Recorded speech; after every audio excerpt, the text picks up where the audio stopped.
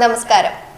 Every home has secrets. ഇപ്പൊ പെട്ടെന്ന് കേട്ടപ്പോൾ നിങ്ങൾ വിചാരിച്ചിട്ടുണ്ടാവും ഒരു ഇംഗ്ലീഷ് മൂവിയുടെ ടൈറ്റിൽ ആണെന്ന്. പക്ഷേ അല്ല, മലയാള സിനിമയിലേക്ക് ഒരു ത്രില്ലർ ഡ്രാമ ചിത്രത്തിന്റെ ടാഗ് ലൈൻ ആണത്. Yes, secret home. അതിന്റെ വിശേഷങ്ങളുമായി നമുക്ക് എല്ലാവർക്കും പ്രിയപ്പെട്ട താരങ്ങൾ ഒപ്പമുണ്ട്. ചന്തുനാഥ്, ശിവേദ ആൻഡ് ശിവദ. സോറി, എനിക്ക് ഇടയ്ക്ക് തെറ്റിപ്പോവാറുണ്ടല്ലോ. ശിവദ കാരണം വേറെ പേരിൽ നിന്ന് മാറിയതല്ലേ, ഇപ്പൊ ഭയങ്കര കോംപ്ലിക്കേറ്റഡ് ആട്ടോ. ഓക്കെ. അനു മോഹൻ ആൻഡ് അമർനാ ദാസ്, നമ്മുടെ ഡയറക്ടർ അഭയകുമാർ. നമസ്കാരം. സോറി ട്ടോ. അല്ല, ശിവദാന്നല്ലേ വിളിച്ചുള്ളൂ. ബാക്കി ചെന്നൈയിലൊക്കെ പോകുമ്പോ വേറെ ഒക്കെ വിളിക്കുന്നത്. ഇത് എത്രയോ ഭേദമാണ്. അല്ല, ശ്വേത മേനോൻ എന്നൊക്കെ വിളിച്ചിട്ടുണ്ട്. ശ്വേത ഞാൻ പറഞ്ഞത് ഞാനല്ലേ, വേറൊരാളാണ്.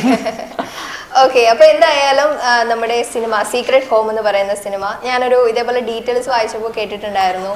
ട്രൂ സ്റ്റോറിയാണ്. അതായത് കേരളത്തിൽ നടന്ന ഒരു സംഭവത്തെ ആസ്പദമാക്കിയിട്ടാണ് ഈ സിനിമ ഓഡിയൻസിലേക്ക് എത്തുന്നത്. സോ എന്താണ് ആ ഒരു റിയൽ സ്റ്റോറി? ഡയറക്ടറിൽ നിന്ന് തുടങ്ങാം. കാരണം കഥ എഴുതിയതും ഡയറക്റ്റ് ചെയ്തതും ആള് തന്നെയാണല്ലോ. കഥ എഴുതിയത് അനിൽ കുര്യൻ എന്ന് പറഞ്ഞാൽ ഞങ്ങൾ ഒരുമിച്ചാണ് എല്ലാ സിനിമകളും ഇതുവരെ എഴുതിയിട്ടുള്ളത്. അപ്പോൾ ഈ സിനിമയിൽ ഞങ്ങൾ ഒരുമിച്ചാണ് ഇതിന്റെ ക്രിയേറ്റീവ് സൈഡ് എല്ലാം ചെയ്തിരിക്കുന്നത്.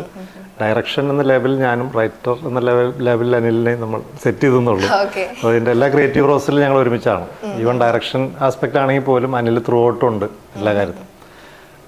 ഇത് നമ്മൾ കുറേ വർഷങ്ങൾക്ക് മുമ്പ് കേരളത്തിൽ നടന്ന ഒരു ഇൻസിഡൻ്റ് ആണ്.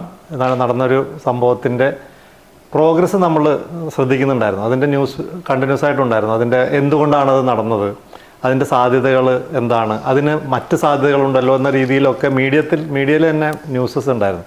പക്ഷേ അൾട്ടിമേറ്റ്ലി അതിൻ്റെ റിസൾട്ട് ഇവരാണ് പ്രതികൾ, ശിക്ഷിക്കപ്പെടുന്നു എന്നായാൽ പോലും അതെന്തുകൊണ്ട് അവർ പ്രതികളായി എന്നൊരു സംശയം നമുക്കെപ്പോഴും പെൻഡിങ് ഉണ്ടായിരുന്നു. അപ്പോൾ നമ്മൾ as A creative side writers എന്ന നിലയ്ക്ക് ഞങ്ങൾ പലപ്പോഴും പല ഇൻസിഡൻറ്റേയും കാണാറുള്ളത് അതിൻ്റെ അതർ സൈഡ് എന്താണ് നടക്കുന്ന ഇൻസിഡൻറ്റ് അതേപോലെ വിശ്വസിക്കുന്ന സ്വഭാവം ഞങ്ങൾ നിർത്തിയായിരുന്നു. കാരണം ഈവൻ ന്യൂസ് മീഡിയ പോലും അവർ പ്രൊജക്റ്റ് ചെയ്യുന്നത് അവർക്ക് എന്താണോ പ്രേക്ഷകന് കൊടുക്കാൻ ആഗ്രഹിക്കുന്നത് അതാണ്. ആക്ച്വലി ഒരു ട്രൂ സ്റ്റോറി എന്ന് പറഞ്ഞല്ലോ, അത് എന്താണ് ആ ഒരു ഇൻസിഡന്റ്? അത് ഒരു വീട്ടിൽ നടക്കുന്ന ഒരു സ്ഥലത്ത് ഒരു വീട്ടിൽ നടക്കുന്ന ഒരു ക്രൈമാണ്. അത് എന്ത് ക്രൈമാണ് എന്താണെന്നുള്ളത് നമുക്ക് റിവീൽ ചെയ്യാൻ പറ്റില്ല. അപ്പോൾ ആ ക്രൈം എന്നുള്ളത് പ്രത്യക്ഷത്തിൽ കാണുന്ന ക്രൈമിനേക്കാൾ ഉപരി അതിൻ്റെ ഉള്ളിൽ എന്തെല്ലാം കാര്യങ്ങൾ വേറെ തരത്തിൽ നടന്നിട്ടുണ്ടാവാം. അപ്പോൾ ആ സൈഡ് ഫുള്ള് ക്രിയേഷനാണ്. നമ്മളത് ക്രിയേറ്റീവായിട്ട് നമ്മൾ ഐഡൻറ്റിഫൈ ചെയ്ത് ഉണ്ടാക്കിയ സംഭവമാണ്. പക്ഷേ ക്രൈം റിയലാണ്. അതിൽ നമുക്ക് സംശയിക്കാവുന്ന അതാണെങ്കിൽ, അതായത് ഇതിൽ പ്രതികളായവർ തന്നെയാണോ എന്ന് സംശയിക്കാവുന്ന എല്ലാ ലീഡ്സും ഇപ്പോഴും ആ കേസിലുണ്ട്. അതിന് കാരണങ്ങളുണ്ട്. അത് ഈ സിനിമ കാണുമ്പോൾ നിങ്ങൾക്ക് മനസ്സിലാവും എന്തുകൊണ്ടാണ് അങ്ങനെ തോന്നുന്നത്. അപ്പോൾ അതിൻ്റെ ഞങ്ങൾ ക്രിയേറ്റീവായിട്ട് അതിൻ്റെ മറ്റൊരു സൈഡ് അന്വേഷിച്ച് പോയപ്പോൾ സമൂഹത്തിൽ നടക്കുന്ന നമ്മൾ പുറത്തു പറയാൻ ആഗ്രഹിക്കാത്ത തരം പ്രശ്നങ്ങളുള്ള ഫാമിലീസ് ഉണ്ട്. അത്തരം നിഗൂഢമായ ചില ഗ്രേ ഷെയ്ഡ്സ് ഉള്ള വീടുകളിൽ അല്ലെങ്കിൽ അങ്ങനത്തെ സംഭവങ്ങൾ നമ്മൾ അറിഞ്ഞിട്ടുണ്ട് മറ്റു പലരും. ആ ഒരു എലമെന്റ് നമ്മൾ ഈ സിനിമയിൽ റിവീൽ ചെയ്യുന്നുണ്ട്. അത് ബേസിക്കലി നമ്മൾ ഇതുവരെ മലയാള സിനിമയിൽ മറ്റ് അന്യഭാഷ സിനിമകളുണ്ടോ എന്നുള്ളത് നമുക്കറിയില്ല. മലയാള സിനിമയിൽ ഇതുവരെ അത്തരമൊരു ഏരിയ നമ്മൾ എക്സ്പ്ലോർ ചെയ്തിട്ടില്ല. അപ്പോൾ അത് നമ്മളൊരു ചെറിയ ശ്രമമാണ് നമ്മൾ ചെയ്യുന്നത്. ഓക്കെ. അപ്പൊ നിങ്ങളെ മൂന്നുപേരെയും കാണുമ്പോൾ, അനുമോഹൻ, ശിവദ ആൻഡ് ചന്ദാനെ കാണുമ്പോൾ പെട്ടെന്ന് എൻ്റെ ഓർമ്മ വരുന്നത് 12th Man ആണ്. ഇപ്പൊ ഒരുപാട് ക്വസ്റ്റ്യൻസ് കേട്ടിട്ടുണ്ടാവും എന്ന് എനിക്കറിയാം. ബട്ട് ഞാൻ പെട്ടെന്ന് ഓർക്കുന്നത്, ശിവദ ചേച്ചി ഇതേപോലെ ഒരു ഇന്റർവ്യൂവിൽ പറഞ്ഞിട്ടുണ്ടായിരുന്നു, 12th Manലെ ലാലേട്ടൻ്റെ ഒപ്പം ഉണ്ടായിരുന്ന ആ എക്സ്പീരിയൻസിൽ നമ്മൾ ത്രൂ ഔട്ട് എന്താ പറയാ ഭയങ്കര എന്താ പറയുക ലൊക്കേഷൻ ഫുള്ള് ലാലേട്ടൻ ഉണ്ടായിരുന്നു ഒപ്പം. പക്ഷെ ഷൂട്ടിംഗ് കഴിഞ്ഞതിന് ശേഷം ലാലേട്ടൻ വന്ന് കളിയും ചിരിയും നിങ്ങളുമായിട്ടൊക്കെ ഉള്ള ഇന്ററാക്ഷൻ ഒക്കെ അടിപൊളിയായിരുന്നു. ഭയങ്കര എന്താ പറയുക സിമ്പിൾ ആയിരുന്നു. സിംപ്ലിസിറ്റി ഭയങ്കരമായിട്ട് ബ്രേക്ക് ടൈമിൽ ആ ടൈമിൽ ഭയങ്കരമായിട്ട് ഇന്ററാക്ട് ചെയ്തു. അതെ, ഞാൻ അങ്ങനെ കുറെ വീഡിയോസ് കണ്ടു. ഈ ഒരു സമയത്ത് ഈ ഒരു ലൊക്കേഷനിൽ അത് മിസ് ചെയ്യുന്നതാണ്. നിങ്ങൾ മൂന്നുപേരും ഒരുമിച്ചാണല്ലോ വീണ്ടും ആക്ച്വലി ലൊക്കേഷനിൽ ആ ഒരു 12th Manന്റെ ഒരു എഫക്ട് ഉണ്ടായിരുന്നു. ബിക്കോസ് അത് രണ്ടും ത്രില്ലർ ഡ്രാമയാണല്ലോ, ഒരു സസ്പെൻസ് ത്രില്ലർ പോലെയാണല്ലോ. മൂവി വൈസ് ആണോ ചോദിക്കുന്നത്? മൂവി വൈസ് ആണ്. ഓക്കെ, മൂവി വൈസ് രണ്ടും കമ്പയർ ചെയ്യാൻ പറ്റത്തില്ല. രണ്ടും കമ്പയർ ചെയ്യാനേ പറ്റത്തില്ല. ഇത് വേറൊരു, അത് വേറെ ത്രില്ലർ എന്ന് പറഞ്ഞാൽ കുറെ ഉണ്ടല്ലോ. ഇത് പക്ഷെ ഇത് ഇറ്റ്സ് ലൈക്ക് ഒരു ഫാമിലി, ഒരു ക്രൈം ഡ്രാമ അങ്ങനെ പറയാം. പക്ഷെ മറ്റേത് അങ്ങനെ അല്ലല്ലോ. രണ്ടും സ്റ്റോറി വൈസ് ഒന്നും നിങ്ങൾക്ക് കമ്പയർ ചെയ്യാൻ പറ്റില്ല. ഓഫ് സ്ക്രീനിലുള്ള കെമിസ്ട്രി ആണെങ്കിൽ അവിടത്തേക്കാളും കുറച്ചുകൂടെ മീൻസ് കുറച്ചും കൂടെ അല്ല, അത് വേറെ ഇത് വേറെ ഭയങ്കര എൻജോയ്മെന്റ് ആയിരുന്നു, ഫൺ ഫിൽഡ് ആയിരുന്നു, സെറ്റ് ഉണ്ടായിരുന്നു. ഈ സെറ്റിന്റെ കാര്യം പറഞ്ഞപ്പോ ആ സമയത്ത് തന്നെ അല്ലായിരുന്നോ ഉണ്ണിമൂന്തന്റെ ബർത്ത്ഡേ സെലിബ്രേഷനും കാര്യങ്ങളും ഒക്കെ ഭയങ്കര ആ ഒരു മൊമെന്റ്സ് ഓർമ്മയുണ്ടോ ഇപ്പം? 12th man എക്സ്പീരിയൻസ് കൂടെ വർഷങ്ങളായില്ല, ഇല്ല. നല്ല ഓർമ്മയുണ്ട്. അത് ലാലേട്ടൻ വന്ന ഷൂട്ട് ഉണ്ടായിരുന്നില്ല അദ്ദേഹത്തിന്, അപ്പൊ നമ്മളെല്ലാരും ഷൂട്ട് ചെയ്തോണ്ടിരുന്നേ. കറക്റ്റ് ആയിട്ട് 12 o'clock കഴിഞ്ഞപ്പോ പുള്ളി സസ്പെൻസ് ആയിട്ടാണ്, പുള്ളി സർപ്രൈസ് ആയിട്ടാണ് കേക്ക് ഒക്കെ കൊണ്ടുവന്നത്. ഇപ്പോൾ ചന്ദ്രനാഥിന്റെ ഒരു ഫിലിമോഗ്രാഫി എടുത്ത് നോക്കുമ്പോൾ കൂടുതലും ത്രില്ലേഴ്സ് ആണ്, അതങ്ങനെ പിക്ക് ചെയ്യുന്നതാണോ? അങ്ങനെയല്ല, ത്രില്ലർ പിന്നെ അതിൽ നിന്ന് ബ്രേക്ക് ചെയ്തതാണ് ഇപ്പൊ ഫിനിക്സ് ചെയ്തത്. ഫിനിക്സ് ആയിരുന്നല്ലോ അവസാനം ഞാൻ റിലീസായ ഒരു സിനിമ, അല്ലെങ്കിൽ അത് ത്രില്ലർ അല്ല. പക്ഷെ പിക്ക് ചെയ്യാൻ വേണ്ടി നമുക്ക് അങ്ങനെ ഒരുപാട് ജോൺറസ് ഉള്ള മൂവി നിരത്തി വെച്ചിട്ട് അതിൽ നിന്ന് പിക്ക് ചെയ്യാൻ പറഞ്ഞ് ത്രില്ലർ എടുക്കുന്നതല്ല. നമുക്ക് കുറേ മൂവി നമുക്ക് വരുമ്പോൾ അതിൽ നിന്ന് ആ നറേഷൻ കേൾക്കുമ്പോൾ ചിലപ്പോൾ അതിൽ എനിക്ക് ബെസ്റ്റായിട്ട് തോന്നുന്നത്, കമ്മിറ്റ് ചെയ്യാൻ തോന്നുന്നത്, വർക്കബിൾ ആണെന്ന് തോന്നുന്നത് അതിൻ്റെ ആ ത്രില്ലേഴ്സ് ആയിരിക്കും. I have never chosen any movie based on a genre. ഇത് ത്രില്ലർ എനിക്ക് വർക്കാവും, അങ്ങനെ ശരിക്കുമ്പോൾ ഞാൻ അറ്റാച്ച് ചെയ്തിട്ടേ ഇല്ല അതുമായിട്ട്. പിന്നെ വന്നതും സംഭവിച്ചതും അത്തരം, അതുകൊണ്ട് ത്രില്ലർ എന്നാണെന്നൊക്കെ പക്ഷെ ഫിനിക്സ് അത് ബ്രേക്ക് ചെയ്യുന്നതാണ് എൻ്റെ വിശ്വാസം. പക്ഷെ ഇത് നമ്മൾ പറയുമ്പോൾ when you talk about secret home, അത് ത്രില്ലർ ജോണറിൽ പെടുന്നൊരു മൂവി അല്ല. ബേസിക്കലി നമ്മൾ ത്രില്ലർ എന്ന് പറയുന്ന ഒരു എക്സ്പെക്ടേഷൻ കാണുമല്ലോ, ഇൻവെസ്റ്റിഗേഷൻ മറ്റൊന്നും അതൊന്നും അല്ല. ഇതൊരു ക്രൈം, നേരത്തെ ശിവ പറഞ്ഞ പോലെ ഫാമിലി ക്രൈം ഡ്രാമയാണ്. അപ്പം അതിനകത്തെ രഹസ്യങ്ങൾ, സീക്രട്സ്, അത് അൺട്രാവൽ ചെയ്യുന്ന അല്ലെ എൻ്റെ ചുള്ളഴിയുന്നതിനൊരു ഒരു മെത്തേഡുണ്ട്. അത് കുറച്ചുകൂടി ഇമോഷണൽ മെത്തേഡാണ്, കുറച്ചും കൂടെ മനുഷ്യൻ ഇൻവോൾവ് ആയിരിക്കുന്ന ഈ പറയുന്ന ഒരു സിസ്റ്റം അല്ല, പോലീസിങ് വളരെ കുറവാണ്. ഇതിനകത്ത് വേറെ തരം ഒരു കമ്മിറ്റ്മെന്റ് ഒക്കെ കൊണ്ടിട്ടാണ് അതിൻ്റെ സീക്രട്സ് പുറത്തു വരുന്നത്. അപ്പൊ പ്രോപ്പർ ത്രില്ലർ ജോണറിൽ ഇതിനെ പെടുത്താൻ ആക്ച്വലി പറ്റുമെന്ന് തോന്നുന്നില്ല. ഡയറക്ടറാണ് ഇപ്പോൾ മുൻപ് ചെയ്ത ചിത്രം കുഞ്ഞമണീസ് ഹോസ്പിറ്റൽ, അതൊരു ഹൊറർ കോമഡി ആ ഒരു ജോണറാണ്. ഇതിപ്പോൾ പറഞ്ഞ പോലെ കുറച്ച് ഡിഫറെൻ്റ് ആയിട്ടുള്ളൊരു ജോണറാണ്. എങ്ങനെയാണ് ഇങ്ങനൊരു ചേഞ്ച് ഓവർ? അല്ല, നമ്മൾ എപ്പോഴും വ്യത്യസ്തമായ സബ്ജക്ട്സ് ചെയ്യണമെന്ന് നമ്മൾ സീരിയസ്ലി അങ്ങനെ തന്നെയാണ് ആലോചിക്കാറ്. ഇപ്പോൾ നമ്മളുടെ ആ തുടക്കത്തെ സിനിമ പുണ്യാളൻ അഗർബത്തീസ് കഴിഞ്ഞിട്ട് സൂസു സുദീവാത്മീകമാണ്. അത് ടോട്ടലി ഡിഫറെൻ്റ് ഒരു മോട്ടിവേഷൻ സബ്ജക്റ്റാണ്. പിന്നെ ചതുർമുഖമാണ് ചെയ്തത്, അതിനുശേഷമാണ് പ്രിയനോട്ടത്തിലാണ്, അതിനുശേഷമാണ് കുഞ്ഞമണീസ്. അതെല്ലാം നമുക്ക് വേറെ വേറെ ജോണറിൽ തന്നെയാണ് നമ്മൾ ട്രൈ ചെയ്തിട്ടുള്ളത്. അപ്പോൾ അത് കഴിഞ്ഞപ്പോൾ ഈ സബ്ജക്റ്റ് നമ്മുടെ കയ്യിൽ കുറച്ച് നാളായിട്ട് നമ്മൾ ഡിസ്കസ് ചെയ്യുന്നതാണ്. അപ്പോൾ ഇത് ചെയ്യാനായിട്ടൊരു ബോൾഡ്നെസ് ആവശ്യമായിരുന്നു. കാരണം 2-3 കാര്യങ്ങൾ അതിലുണ്ട്. ഒന്ന്, ഒരു സിനിമ ഡിസർവ് ചെയ്യുന്ന ബഡ്ജറ്റുണ്ട്. അപ്പോൾ നമുക്ക് ഇങ്ങനൊരു സിനിമ വലിയ ബഡ്ജറ്റിൽ ചെയ്താൽ ഉള്ള റിസ്ക് ഫാക്ടറുണ്ട്, പ്രത്യേകിച്ച് ഇപ്പോഴത്തെ തിയേറ്റർ ഓഡിയൻസിൻ്റെ റെസ്പോൺസ് കാര്യങ്ങൾ. അപ്പോൾ അത് ഡിസർവ് ചെയ്യുന്ന ഒരു സമയം വേണം എന്നെല്ലാം നമ്മൾ നോക്കിയിരുന്നു. അറ്റ് എ സ്റ്റേജ് നമ്മൾ റിയലൈസ് ചെയ്തു, ഞാനും അനിലും റിയലൈസ് ചെയ്തു, ഈ സിനിമ നമ്മൾ ചെയ്യണം, ഇത് ചെയ്യേണ്ട സിനിമയാണ്, പറയപ്പെടേണ്ട കഥയാണ് എന്ന് തീരുമാനിച്ചു. കാരണം സോഷ്യലി നമ്മൾ കാണുന്ന സംഭവങ്ങൾ ഓക്കെ, നമ്മൾ 5 വർഷം മുമ്പുള്ള ഘട്ടമല്ലല്ലോ ഇപ്പോൾ നോക്കുന്നത്. അപ്പോൾ ആ പീരീഡ് ഓഫ് ടൈമിൽ നമ്മൾ കാണുന്ന സമൂഹത്തിൻ്റെ ചേഞ്ച്, മനസ്സ്, നമ്മുടെ സമൂഹത്തിന് തന്നെ ഒരു മനസ്സുണ്ടല്ലോ, അത് മാറി വരുന്നുണ്ട്. അവരെന്തൊക്കെ ആക്സെപ്റ്റ് ചെയ്യാൻ തയ്യാറാണ്, എന്തൊക്കെ തരം സംഭവങ്ങളെ അവർ അക്കോമഡേറ്റ് ചെയ്യുന്നുണ്ട് എന്ന് നമ്മൾ തിരിച്ചറിഞ്ഞപ്പോൾ ഇതിപ്പോൾ ചെയ്യേണ്ട സബ്ജക്റ്റാണ് തീരുമാനിക്കുകയായിരുന്നു. അങ്ങനെയാണ് ഇത്. കുറച്ചൊരു റിസ്ക് ഉണ്ടായിരുന്നു ഈ സിനിമ ചെയ്യാൻ. അത് ആരും വന്ന് ഡയറക്റ്റ് നമ്മൾ പോയി പറഞ്ഞാൽ ധൈര്യത്തോടെ പ്രൊഡ്യൂസ് ചെയ്യാനായിട്ട് പ്രൊഡ്യൂസർ അവൈലബിൾ അല്ല. പക്ഷേ നമ്മൾ ഇതിൻ്റെ പ്രൊഡ്യൂസർ സന്തോഷ് ത്രിവിക്രമൻ എന്ന് പറഞ്ഞ അദ്ദേഹമാണ് ഈ പ്രിയനോട്ടത്തിലാണ് കുഞ്ഞമണീസ് ഹോസ്പിറ്റലൊക്കെ ചെയ്തതാണ്. നമ്മളിലുള്ള പ്യുവർ കോൺഫിഡൻസ് മാത്രമാണ് അദ്ദേഹം പറഞ്ഞ ഈ സിനിമ ഞാൻ ചെയ്യാം എന്നിങ്ങോട്ട് പറയുമായിരുന്നു. കാരണം ഈ സബ്ജക്റ്റ് നിങ്ങൾ അത്രയും കോൺഫിഡൻ്റ് ആയതുകൊണ്ട് ഞാൻ നിൽക്കണം. ഇത് ഭയങ്കര ഹിറ്റായി ഭയങ്കര ലാഭകരമായ ഒരു സംഭവം ഉണ്ടാവും, അങ്ങനെ ഒരു ബിസിനസ്സേ അദ്ദേഹം നോക്കിയിട്ടില്ല. ഇത് പറയപ്പെടേണ്ട സബ്ജക്റ്റാണെന്ന് അദ്ദേഹത്തിനും തോന്നി, അത് റെലവൻ്റ് ആണ് ഇപ്പോൾ എന്ന് മനസ്സിലാക്കി അദ്ദേഹം അത് പ്രൊഡ്യൂസ് ചെയ്യാൻ തയ്യാറാവുണ്ടായിരുന്നു. അപ്പോൾ ആ കോൺഫിഡൻസ് ഞങ്ങൾക്ക് കിട്ടി. അപ്പോൾ റൈറ്റ് ആർട്ടിസ്റ്റുകളിലേക്ക് എത്തുക എന്നുള്ളതായിരുന്നു അടുത്ത ചലഞ്ച്. നല്ല പെർഫോം ചെയ്യുന്ന 4 പേര് വേണം, അത് മാൻഡറ്ററി ആണ്. മാത്രമല്ല അവർ അവൈലബിൾ ആയിരിക്കണം. ഭയങ്കര തിരക്കുള്ള ആളുകൾ കിട്ടാതെ ഇടയ്ക്ക് മിസ്സായിട്ട് അടുത്ത സിനിമയ്ക്ക് പോവുക, നമ്മളതിന് വേണ്ടി വെയിറ്റ് ചെയ്യുക, അതൊന്നും ആദ്യത്തെ സിനിമ ചെയ്യുമ്പോൾ നമുക്ക് ബാധ്യതയാവാൻ പറ്റാത്ത കാര്യങ്ങളാണ്. അപ്പോൾ ആ നല്ല പെർഫോം ചെയ്യുന്ന ആർട്ടിസ്റ്റുകളെ ഓരോരുത്തരെയും നമ്മൾ പോയി കണ്ട് കഥ പറഞ്ഞു. നമുക്ക് അതിനും ഉണ്ടായിരുന്നൊരു പേടി എന്തായിരുന്നു വെച്ചാൽ, ഇവർ ഈ ഗ്രേ ഷെയ്ഡ് എത്രത്തോളം ഉൾക്കൊള്ളാൻ തയ്യാറാവും, അവരുടെ ഇമേജിനെ അത് ബാധിക്കും. അവർ ഓക്കെ സോ ഇത്രയും സാധനം എനിക്ക് പറ്റില്ല എന്നൊക്കെ പറയാൻ സാധ്യതയുള്ള ക്യാരക്ടേഴ്സാണ്. പക്ഷേ വളരെ സർപ്രൈസിങ് ആയിട്ട് അത് വളരെ എന്തൂസിയാസം അല്ലെങ്കിൽ ആ എക്സൈറ്റ്മെൻറ്റോട് കൂടിയാണ് ചന്തു ആണെങ്കിലും അനുമോഹനാണെങ്കിലും അപർണയുടെ കേസിൽ കുറച്ച് കുറവാണ് ഈ ഗ്രേ ഷെയ്ഡ്. ശിവതയ്ക്ക് നല്ല ചലഞ്ചുള്ള ക്യാരക്ടറാണ്. പക്ഷേ ഇവരെല്ലാവരും അത് വളരെ പൂർണ്ണ മനസ്സോടെ വളരെ താല്പര്യത്തോടെയാണ് ഇതിനെ അപ്രോച്ച് ചെയ്തത്. ഇവർക്ക് ഓർമ്മയുണ്ടാകും ഞാൻ ഫോണിൽ സംസാരിച്ച് കഴിഞ്ഞിട്ട് ഇത് ചെയ്യാൻ ഓക്കെ ആണോ, ചന്തുവിനോട് ചോദിച്ചു ഇങ്ങനെ ഈ സംഭവങ്ങൾ ഓക്കെയാണ്, അതിനെന്താ ചേട്ടാ എനിക്ക് ഓക്കെയാണ്. ഇതിനകത്തൊരു ഇങ്ങനെ പറയുന്നുള്ളൂ, ഇതിനകത്തൊരു ചെറിയ ഇതുണ്ട്, അത് ചെയ്യാൻ പറ്റും. ഇത്ര ഐറ്റം പറയുന്നു, മേ ബി അതൊരു ടാബു പോലെ ഒരു ആക്ടർ ഇമേജും മനുഷ്യനെന്നുള്ള റിയൽ ഇമേജും ആയിട്ട് ജെല്ലി അത് ഭയങ്കരമായിട്ട് മേജ് ചെയ്യുന്നവർക്ക് ചിലപ്പോൾ വർക്കാവില്ലായിരിക്കും. ഞാൻ അങ്ങനെ കാണുന്ന ഒരാളല്ല. ചന്തുനാഥുള്ള വ്യക്തി വേറെ, ശരൺ വേറെ. ശരണാണ് ചെയ്യുന്നത്. അത് പോർട്രേ എനിക്കൊരു പ്രശ്നമില്ല. അത്തരത്തിലുള്ള ഇതൊന്നും എടുക്കാൻ എനിക്ക് ഒരു ഇമേജ് കോൺഷ്യസ്നെസ് ഇല്ലാതെ അത് ചെയ്യാത്ത ഒരു ക്യാരക്ടറിലൊരു സംഭവമുണ്ട്. പിന്നെ മാത്രമല്ല ഒരു നന്നായി പെർഫോം ചെയ്തിട്ടുണ്ടെന്ന് 100% കോൺഫിഡൻസ് ഉണ്ട് നമുക്ക്. അത് ആ സിനിമ ചിത്രീകരിച്ച് കണ്ടു കഴിഞ്ഞപ്പോൾ അവരുടെ ബെസ്റ്റ് അവർ തന്നിട്ടുണ്ട്. നമുക്കിപ്പോൾ ചന്തുവിൻ്റെ ആണെങ്കിലും സിനിമകളിൽ കാണാത്ത വേരിയേഷൻ ഓഫ് എക്സ്പ്രഷൻ, അല്ലെങ്കിൽ ആ ക്യാരക്ടറിന് ഒരുപാട് വേരിയേഷൻസ് ഉണ്ട്. അത് വളരെ രസമായിട്ട് ചെയ്തിട്ടുണ്ട്. അതുപോലെ ശിവതയുടെ ആണെങ്കിൽ ഇൻറ്റൻസ് ആയിട്ടുള്ള ക്യാരക്ടറാണ്, ഭയങ്കര ഇമോഷൻസ് ഭയങ്കര ഇമ്പോർട്ടൻ്റ് ആയിട്ടുള്ള. അത് അനുവിൻ്റെ ക്യാരക്ടറിനും വേരിയേഷൻസ് ഓഫ് ഇമോഷൻസും അങ്ങനെ ട്രാൻസിഷൻസ് എല്ലാം ഉണ്ട്. അപർണയാണ് ഇതിൻ്റെ അപർണയിലൂടെയാണ് സിനിമ ചുരുളഴിയുന്നത്, അതിൻ്റെ സീക്രട്സ് കൂടുതലും. അങ്ങനെ ഒരു ക്യാരക്ടറാണ് അപർണയുടെ ക്യാരക്ടർ. അപ്പോൾ അനുമോഹൻ എന്ന ആക്ടറിലേക്ക് വരുവാണെങ്കിൽ എനിക്ക് തോന്നുന്നു ഒരുപാട് കഥാപാത്രം ഞാൻ ഇപ്പൊ ആദ്യം കണ്ടപ്പോൾ തന്നെ മനസ്സിലായില്ല എന്ന് പറഞ്ഞു. കണ്ടാലും ഇപ്പൊ പുറത്ത് ഇറങ്ങുമ്പോഴത്തെ ഓരോ ലുക്കിലാണ്, ആക്ച്വലി ഓരോ സിനിമയിലും ഓരോ ലുക്കിലാണ്. ബട്ട് അയ്യപ്പനും കോശിയിലുമാണ് ഒരു ടേണിംഗ് പോയിന്റ് ആയിട്ട് തോന്നിയിട്ടുള്ളത്. അപ്പൊ അതിൽ നിന്ന് ആക്ച്വലി ഇപ്പം നമ്മുടെ സീക്രട്ട് ഹോമിൽ എത്തുന്നു, ഒരുപാട് നല്ല കഥാപാത്രങ്ങളും ആക്ച്വലി ചെയ്തു. എനിക്ക് തോന്നുന്നു കഥാപാത്രങ്ങളെ തിരഞ്ഞെടുക്കുന്നത് ഒരു സ്റ്റാർഡം നോക്കിയിട്ടല്ല.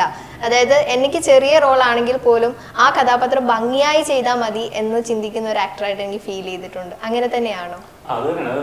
കേൾക്കുമ്പോൾ ഒരു ടോട്ടൽ സിനിമ എങ്ങനെ ആവും എന്ന് ചിന്തിക്കാറുണ്ട്. അപ്പം ആ മൊത്തം സിനിമ ഇഷ്ടപ്പെടുകയാണെങ്കിൽ അതിനകത്ത് ഒരു കഥയ്ക്ക് ഒരു ഇമ്പോർട്ടൻസും ഇല്ലാത്ത ക്യാരക്ടറല്ല. കഥ പറച്ചിലിൽ എൻ്റെ കഥാപാത്രത്തിന് എവിടെയെങ്കിലും ഒരു സീനാണെങ്കിലും ആ കഥയിൽ ആ കഥാപാത്രം ഇൻപുട്ട് എന്തെങ്കിലും കൊടുക്കുന്നുണ്ടോ എന്ന് ഞാൻ നോക്കാറുണ്ട്.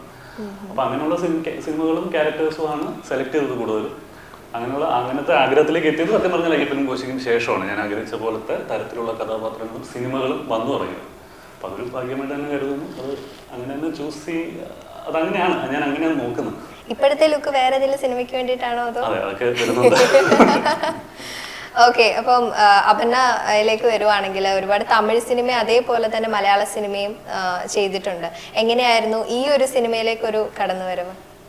2 തമിഴ് സിനിമ ചെയ്തിട്ടുണ്ട്. പക്ഷേ മതിയല്ലോ, നമ്മുടെ വിജയുടെ ഒരു സൂപ്പർ ഹിറ്റ് ആണല്ലോ ഡാഡ ആൻഡ് ബീസ്റ്റ് ഓൾസോ. അങ്ങനെ സംഭവിച്ചു പോയി. ഒരുപാട് സിനിമ ഉണ്ടെന്ന് പറഞ്ഞു. അതിൽ കൂടുതൽ തമിഴ് സിനിമ ചെയ്ത ശിവത ഒരുപാട് സിനിമകളുടെ എഫക്റ്റ് ആണ് 2 സിനിമ. Okay, thank you. അപ്പൊ ഈ സിനിമ എന്ന് പറഞ്ഞാൽ അഭയത്തിന്റെ കൂടെ പ്രിയനോട്ടത്തിലാണെങ്കിൽ ഞാൻ ഉണ്ടായിരുന്നു. അപ്പം അവിടുന്ന് ഞാൻ പിടിച്ചതാണ്. പിന്നെ ഇപ്പൊ നിവർത്തിയില്ല. ചോദിച്ചു മേടിച്ചാണോ? ഇത് ചോദിച്ചു മേടിച്ചല്ലേ, ഇത് എന്നോട് ചോദിച്ചതാ.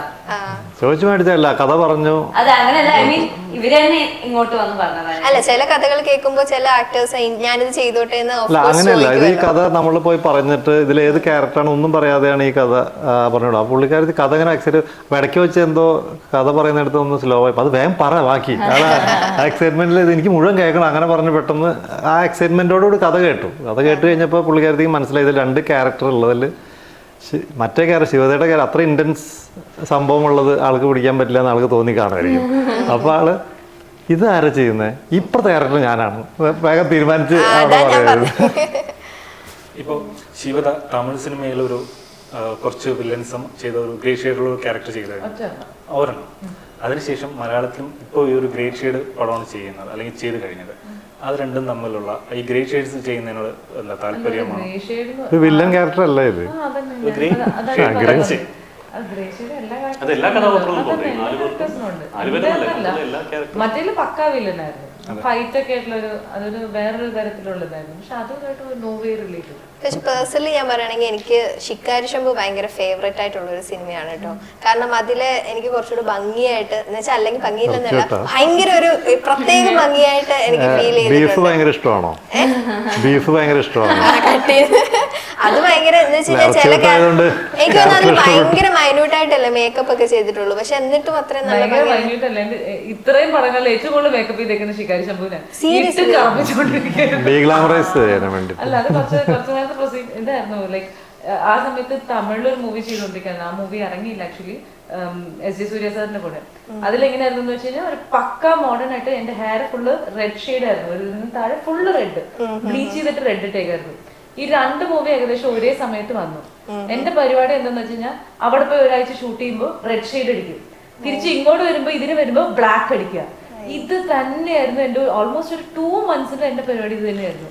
അവിടെ പോയി കഴിയുമ്പോൾ പക്ക ഗ്ലാമർ ആയിട്ട് റെഡ് ലിപ്സ്റ്റിക് ഒക്കെ ഇട്ട്, അതിലൊരു ഹീറോയിൻ ഒക്കെ ആയിട്ടാ ഭയങ്കര റെഡ് ലിപ്സ്റ്റിക് ഒക്കെ ഇട്ട് ഭയങ്കര യോയോ ആയിട്ട് ജീൻസും മറ്റേ കോട്ടൊക്കെ ഇട്ട്, ഇവിടെ വരുമ്പോ മറ്റേ ഇറച്ചി വെട്ടുകാരിയായിട്ട് മൊത്തം അവിടെ ഇവിടെയൊക്കെ കറപ്പിച്ചിട്ട് മറ്റേ മുടിയൊക്കെ ഫുള്ള് ബ്ലാക്ക് ചെയ്ത് ഭയങ്കര കോൺട്രാസ്റ്റ് ആയിരുന്നു. ആ സമയത്ത് ഞാൻ പറയുന്നത് എനിക്ക് ഭയങ്കര ബുദ്ധിമുട്ട് തോന്നും. എങ്ങനെയാണോ എല്ലാവരും അത് ഞാൻ മനഃപൂർവ്വം ഞാൻ ആക്ച്വലി ഒരു പടം ചെയ്യുന്ന സമയത്ത് ഒരു പടം ചെയ്യാറുള്ളൂ, അത് ചെയ്തിട്ടേ അടുത്തതിലേക്ക് പോകാറുള്ളൂ. പക്ഷെ ചില ഡേറ്റ്സിന്റെ ക്ലാഷ് ഒക്കെ വന്നപ്പോ ഇങ്ങോട്ട് ആയിപ്പോയതാ, ഞാൻ മനഃപൂർവ്വം ചൂസ് ചെയ്തതല്ല. അപ്പൊ ഞാൻ പറയുന്നത് ഇത്രയും മേക്കപ്പ് ഇട്ട് ഞാൻ എനിക്ക് തോന്നി ഈ പടത്തിനാന്ന് തോന്നി. കാരണം ഒന്നിനും ഒരു എനിക്ക് അപേക്ഷ മിക്കതിലും നമ്മള് മിക്ക പടത്തിലല്ലേ ചില ഒരു മാക്സിമം ഒരു 10 minute കൂടുതൽ മേക്കപ്പ് ഇരിക്കാൻ പറ്റില്ല. പക്ഷെ ആ പടത്തിന് എല്ലാ ദിവസവും 1/2 മണിക്കൂർ ഇങ്ങനെ ഇരിക്കും, ആ കയ്യും കാര്യം ഓരോരുത്തരും മറ്റേ ബ്ലാക്ക് അടിച്ചുകൊണ്ടിരിക്കും. എന്റെ ഒരു പേഴ്സണൽ ഡൗട്ട് ചോദിക്കട്ടെ, ആ ഫൈറ്റ് സീൻ അല്ലല്ലേ? അതായിരുന്നു എന്റെ ഡൗട്ട്. ആ പുലിയുടെ വേഷമൊക്കെ അതിനുവേണ്ടി 6 മാസം കരാട്ടെ പഠിച്ചു എന്നൊക്കെ തള്ളായിരുന്നല്ലോ. ഇതൊക്കെ പറയാൻ വേണ്ടിയിട്ടാണ് നോക്കിയത്. എനിക്ക് എന്റെ ഒരു ഡൗട്ടാണ്. അല്ല അത് ആക്ച്വലി ഞാൻ ചെയ്യണമെങ്കിൽ ഞാൻ ചെയ്യാന്ന് പറഞ്ഞിരുന്നു, പക്ഷെ സുഖീതേട്ടൻ പറഞ്ഞു വേണ്ട, അത് ഇങ്ങോട്ട് പറഞ്ഞു. 10 ദിവസം കൂടുതൽ വിശ്വാസം കൊണ്ടാണ് അറിയില്ല, 10 ദിവസം കൂടുതൽ പോകാൻ സമയമില്ല. അതായിരിക്കാം. ലാസ്റ്റ് ആ ഒരു തിരിഞ്ഞു വരുന്ന ഷോട്ട് മാത്രമേ ഞാൻ ചെയ്തുള്ളൂ. തുറന്നിങ്ങനെ അത് മാത്രമേ ഞാൻ ചെയ്തിട്ടുള്ളൂ, വേറെ ഒന്നും ഞാൻ ചെയ്തില്ല. ഈ ഒരു സമയത്ത് ഞാൻ ചോദിക്കാൻ പാടില്ല എന്ന് എനിക്കറിയത്തില്ല. ഞാൻ യൂട്യൂബ് ചാനൽ ഇതേപോലെ ഹൗസ് വാമിങ്ങിന്റെ ഒക്കെ കണ്ടായിരുന്നു. എങ്ങനെയുണ്ട് ഒരു വീട് എന്ന് പറയുന്ന സ്വപ്നമൊക്കെ വീട്ടിൽ താമസിച്ചില്ല, അത് ജസ്റ്റ് ആ ഫംഗ്ഷൻ മാത്രം നടന്നുള്ളൂ. വീടിന്റെ പണി തീർന്നിട്ടില്ല, ഇനി ഒരു 2 മാസം കൊണ്ട് എടുക്കും. മേ ബി ഒരു April May ഒക്കെ ആകുമ്പോഴത്തേക്ക് അതിന്റെ പണി തീർന്ന് ഞങ്ങൾ അവിടേക്ക് ഷിഫ്റ്റ് ആവുള്ളൂ. വീടിന്റെ കാര്യം പറഞ്ഞപ്പോ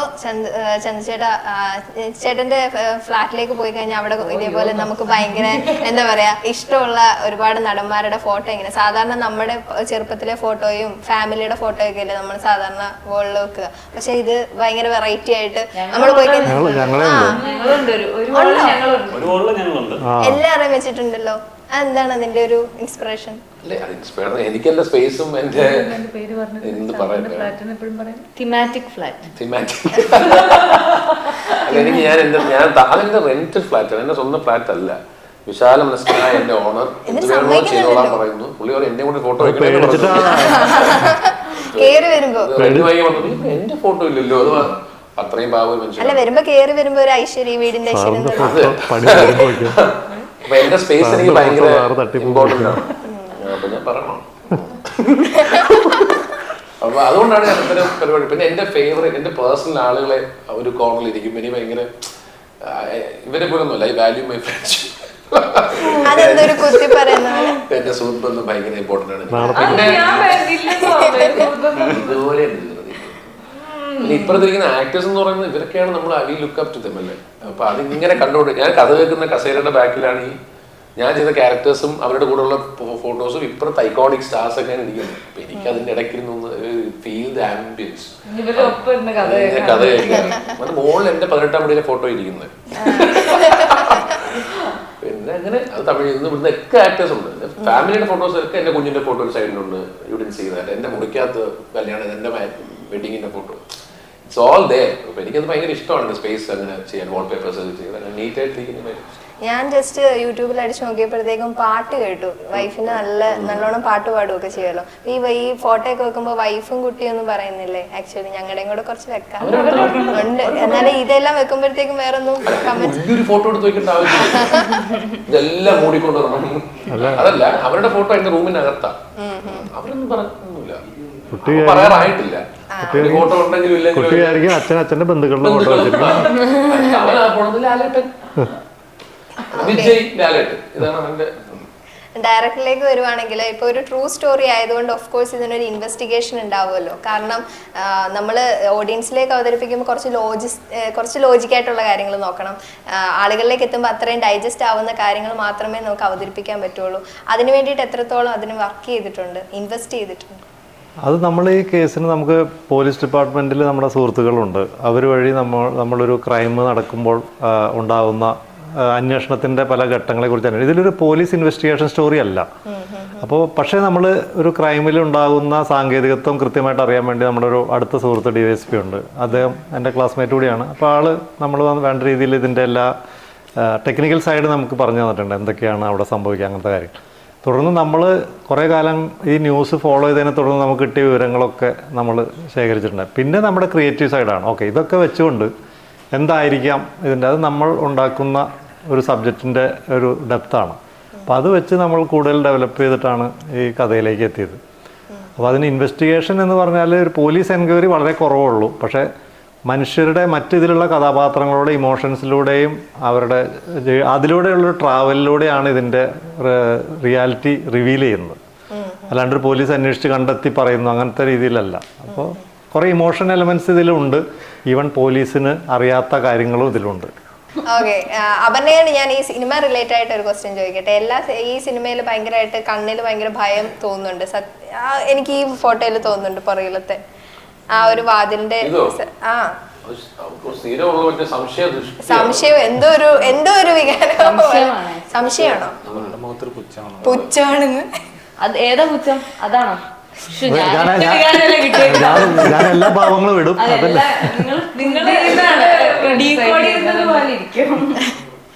ഈ ഒരു അവസരത്തിൽ ചോദിക്കാമെന്ന് എനിക്ക് അറിയത്തില്ല. ഇപ്പൊ ചോദിക്കട്ടെ, ഞാനൊരു വിജയ് ഫാനാണ്. സോ അതുകൊണ്ട് ഞാൻ ചോദിക്കുക, ബീച്ചിലേക്ക് അഭിനയിച്ചല്ലേ, വിജയ് ഇപ്പൊ സിനിമയൊക്കെ നിർത്തി രാഷ്ട്രീയത്തിലേക്ക് പോവാന്നൊക്കെ പറയണ വിഷമമുണ്ടോ? നല്ല വിഷമമുണ്ട്. ഒന്ന് ഉപദേശിച്ചു നോക്കൂ.